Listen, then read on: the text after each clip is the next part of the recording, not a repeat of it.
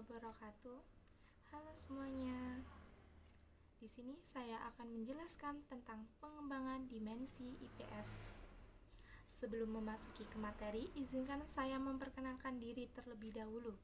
Perkenalkan, saya Averda Natania dengan NIM akhir 022 dari 2023B PGSD.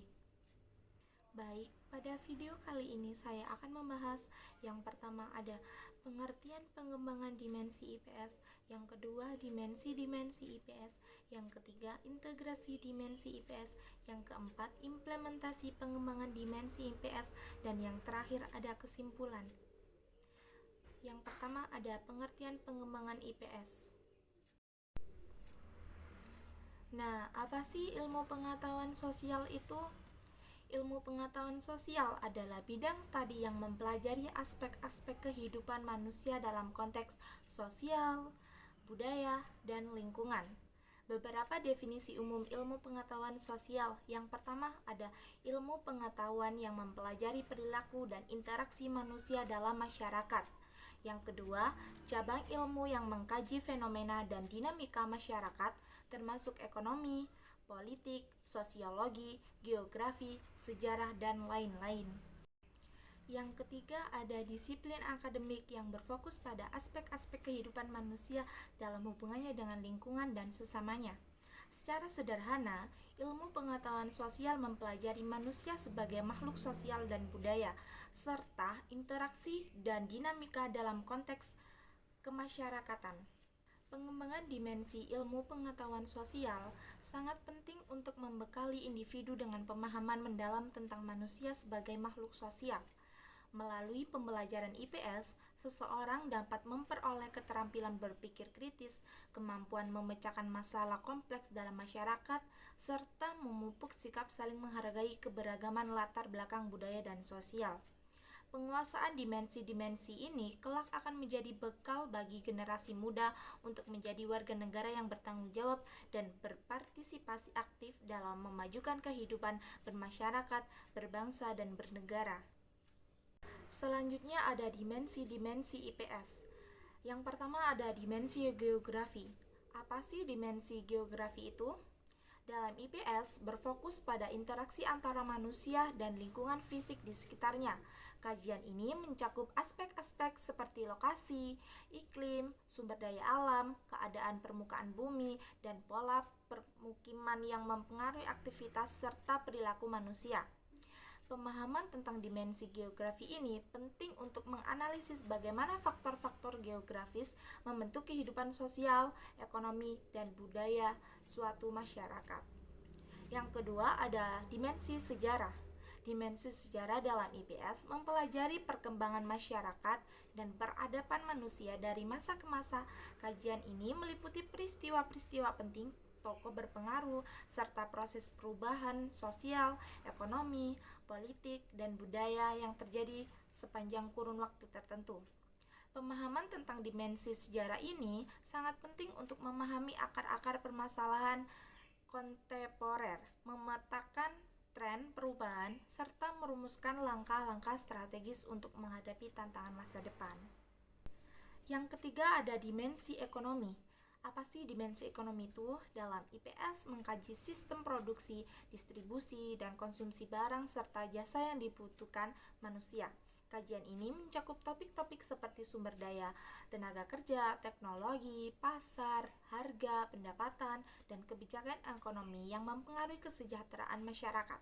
Pemahaman tentang dimensi ekonomi ini penting untuk menganalisis pola-pola perilaku ekonomi, mengevaluasi dampak kebijakan ekonomi, serta merumuskan solusi bagi permasalahan ekonomi yang dihadapi suatu masyarakat. Yang keempat ada dimensi politik. Dimensi politik dalam IPS membahas sistem kekuasaan, pengambilan keputusan, dan peran warga negara dalam pemerintahan.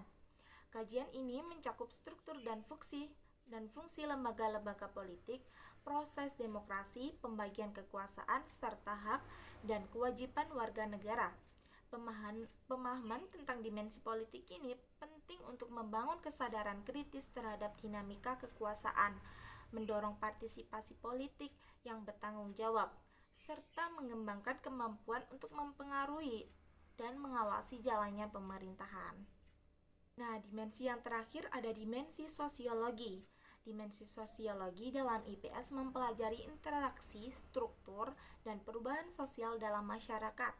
Kajian ini mencakup topik-topik seperti dinamika kelompok, lembaga sosial, stratifikasi, mobilitas, serta fenomena sosial lainnya yang mempengaruhi perilaku dan kehidupan manusia sebagai makhluk sosial. Pemahaman tentang dimensi sosiologi ini penting untuk mengembangkan kemampuan beradaptasi, membangun relasi yang harmonis, serta memberikan kontribusi positif dalam kehidupan bermasyarakat. Yang selanjutnya ada integrasi dimensi IPS. Pengembangan dimensi-dimensi IPS seperti geografi, sejarah, ekonomi, politik, dan sosiologi harus dilakukan secara terintegrasi. Dimensi-dimensi tersebut saling terkait dan saling mempengaruhi dalam membentuk pemahaman yang komprehensif tentang fenomena sosial. Misalnya, untuk memahami perkembangan ekonomi suatu masyarakat, kita perlu mengkaji faktor-faktor geografis, sejarah, politik, dan struktur sosial yang melatar belakanginya. Integrasi ini penting agar peserta didik mampu menganalisis isu-isu sosial secara holistik dan menerapkan pengetahuan secara kontekstual.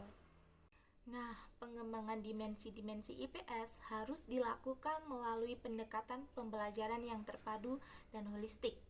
Pendekatan ini memungkinkan peserta didik untuk memahami keterkaitan antar berbagai disiplin ilmu seperti geografis, sejarah, ekonomi, politik, dan sosiologi, serta mengaplikasikannya dalam menganalisis isu-isu kontemporer.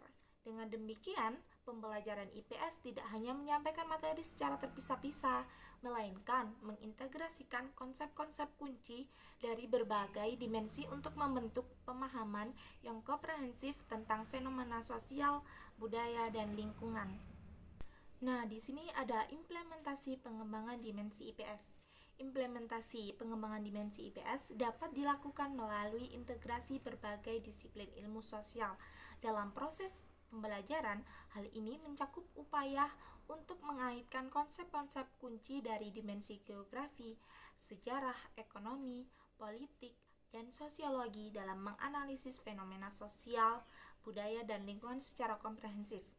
Strategi pembelajaran yang efektif dapat meliputi studi kasus, proyek, diskusi, dan simulasi yang mendorong siswa untuk menerapkan pengetahuan dan keterampilan dari berbagai dimensi IPS dalam memecahkan masalah nyata di masyarakat. Itu tadi penjelasan saya tentang pengembangan dimensi IPS. Baik, kesimpulan pada video kali ini yaitu pengembangan dimensi-dimensi IPS secara terintegrasi melalui pendekatan pembelajaran terpadu merupakan kunci untuk membangun pemahaman holistik tentang fenomena sosial dan mengembangkan kompetensi siswa sebagai warga negara yang bertanggung jawab. Kurang lebihnya penjelasan saya, jika ada kesalahan mohon dimaafkan. Terima kasih. Wassalamualaikum warahmatullahi wabarakatuh.